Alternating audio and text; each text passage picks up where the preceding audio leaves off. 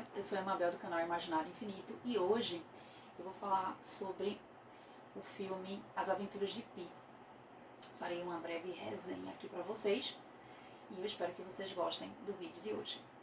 Pessoal, eu vou logo avisando, né, que na verdade eu não vou gravar todo o vídeo hoje porque, enfim, são muitas informações, mas eu vou dividir esse vídeo em duas partes, tá certo? Então, por falar no personagem principal, Pi, na verdade, o nome dele foi Piscine Molitor, né? Na verdade, esse nome foi dado pelo seu pai em homenagem a uma piscina francesa. Só que ele recebia muito bullying na escola. Então, ele acabou adotando o nome Pi, certo? Exatamente para que ele não recebesse mais esse bullying. E ele também gostava bastante de matemática. Outro fato interessante, né, curioso, é que ele seguia, né, a religião hinduísta, mas aos 12 anos ele foi apresentado ao islamismo e ao cristianismo. E ele resolveu adotar as três religiões. Na escola, Pi acaba conhecendo uma garota.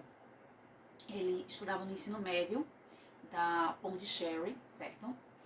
E depois de uns anos, o pai dele resolveu sair da Índia, certo? E eles se deslocaram para o Canadá.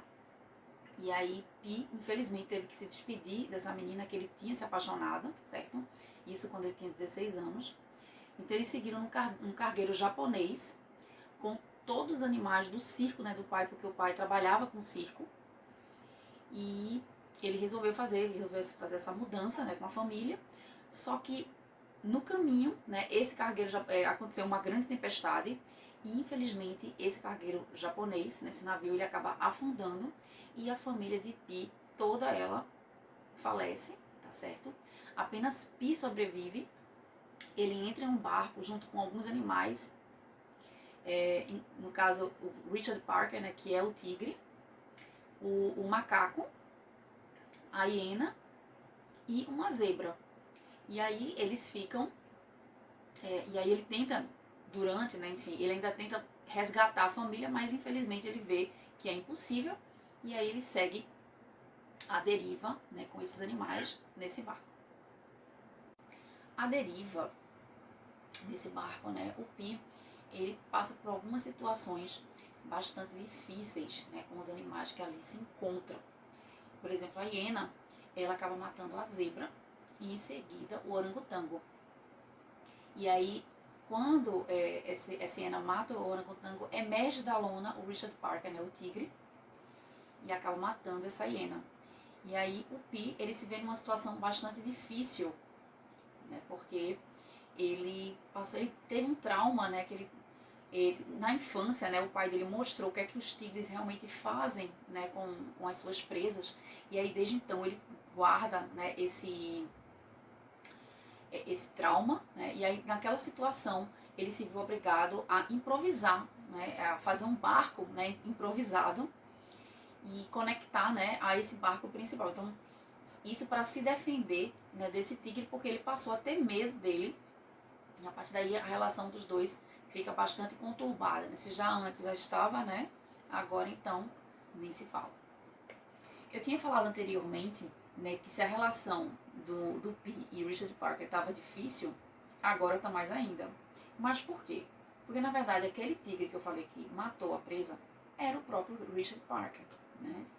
Então por isso que de fato a narrativa ela passa a se tornar mais interessante, né? O Pi agora se vê numa situação, né, de, além de fazer esse barco improvisado, ele também teria que adestrar esse animal, teria que treinar esse animal, de modo que os dois pudessem conviver melhor. E foi exatamente isso que ele fez. Então ele até pensou na possibilidade, né, de dividir o barco com o animal, né, exatamente por quê? Porque com o animal treinado ele não teria tanto receio assim. De fato, a relação entre Pi e Richard Parker melhora bastante, né? Mas ainda assim, ele tem aquele receio, certo?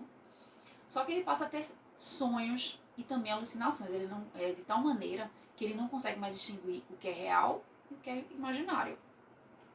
Inclusive, ele começa a perceber que tem algo especial naquele tigre, né? Tem algo misterioso e especial. E começam a acontecer vários eventos interessantes. Por exemplo, eles estavam no barco. Para mim, essa é uma das cenas mais bonitas do filme. Lógico que não é a mais bonita, mas é uma das mais bonitas. Em que eles estão no barco e, de repente, começam a emergir na água vários peixes.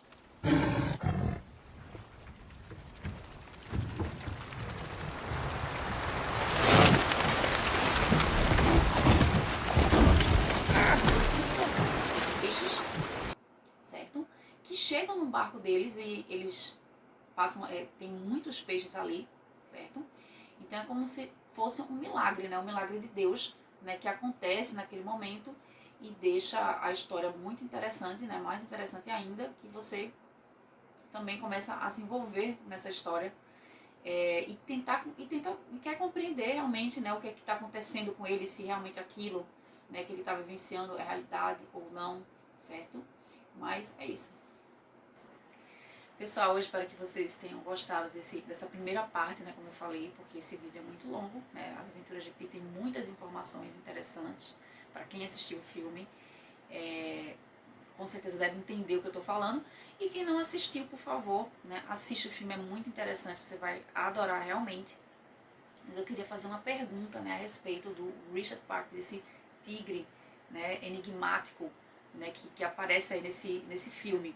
Porque existe, né, uma explicação para esse nome, né? Por que Richard Parker? No próprio filme, né, o Pi, ele acaba explicando, né, a razão desse animal ele carregar esse nome.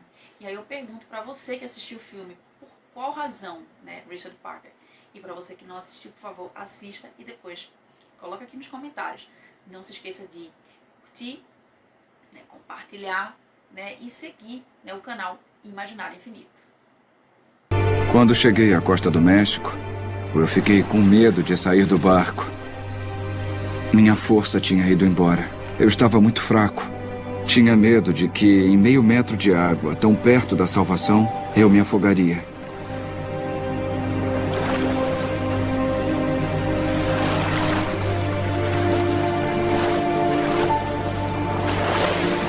Eu me arrastei até a praia e caí na areia.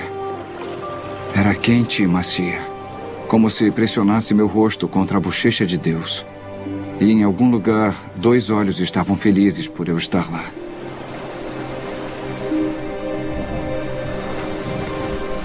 Eu estava tão exausto que não conseguia me mexer.